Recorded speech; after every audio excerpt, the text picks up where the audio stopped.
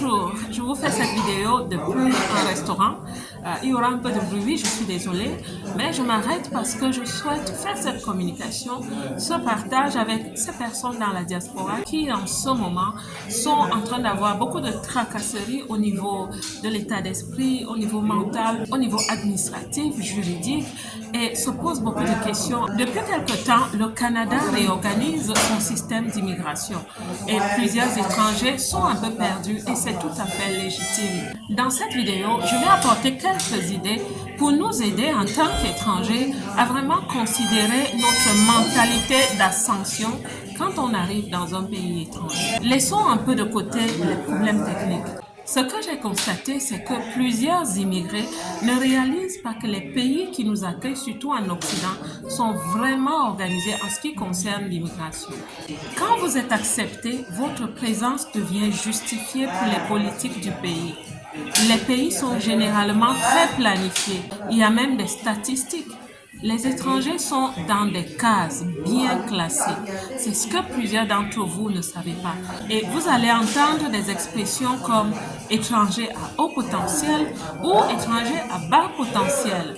Ceci pour dire que chaque étranger devrait se donner une raison d'être ou alors comprendre son rôle et devenir utile où il le faut. Quand on comprend l'état d'esprit des pays qui nous accueillent, on va s'aligner à cet état d'esprit. Ça veut dire que autant le pays qui nous accueille a des besoins très précis, autant nous devons essayer de nous aligner en fonction de notre identité, de nos besoins, de notre vision, essayer de trouver notre place dans ce système. Au Canada, il y a sûrement plusieurs raisons d'acceptation des étrangers, mais en priorité, il y en a deux. La démographie et l'économie. Ça veut dire que le Canada est un pays qui se peuple encore, mais des habitants de qualité. Et parlant de l'économie, oui, on parle aussi de qualité parce que le Canada, en tant que grande puissance, a besoin d'avoir sur sa terre des personnes qui sont là pour ajouter de la valeur. Ce que j'essaie de dire, c'est donc que quand les étrangers arrivent en pays d'accueil, en Occident ou n'importe où dans le monde, dans la diaspora, vous savez, généralement, on ne prend pas en compte les besoins du pays. On est comme en balade de luxe où chacun s'occupe de ses besoins, sa petite vision à lui seul. Je souhaite avoir un appartement, une voiture, mon permis de conduire. Qu'est-ce qui est bien pour mes enfants, qu'est-ce qui est bien pour moi, et puis aider la famille au pays. Je vous parle sincèrement du fond du cœur. Vous savez, quand on devient comme un système, on comprend les besoins d'un système. Quand on ne le sait pas, on vit comme un atome libre, comme une feuille que le vent emporte. Mais là, on reste fragile parce qu'au moindre mouvement, quand le système change, quand les décisions changent, on est les premiers à tomber. Du moins, on se sent vraiment frêle. Et c'est le cas en ce moment dans plusieurs pays à l'étranger. Je ne suis pas en train de dire que ceux qui ont trouvé la stabilité sont à l'abri. Non, parce que le jour où le pays décide d'une orientation politique ou économique différente, tout étranger commence un peu à trembler. Donc mon conseil pour nous tous, quand nous sommes à l'étranger, c'est de nous préoccuper un peu des besoins du pays. Et on le fera pour plusieurs raisons. Quand on est en partenariat avec une personne, c'est important de savoir ce que cette personne escompte aussi de nous ou qu'est-ce qu'on peut lui apporter de bien. Deuxièmement, cela vous aide. Cela vous aide à être toujours en alerte. Cela vous aide à être ces personnes qui comprennent les choses avant même qu'elles n'arrivent. Savez-vous qu'il y a des étrangers dans certains pays, quand on leur demande quel est le nombre de provinces dans le pays où tu habites, ils ne peuvent pas vous dire. Quel est le nom du maire de la ville où tu habites? Ces personnes ne pourront pas vous dire.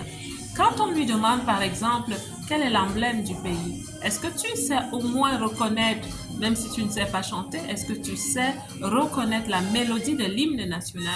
Ces personnes ne le savent pas. Vous voyez de quoi je suis en train de parler?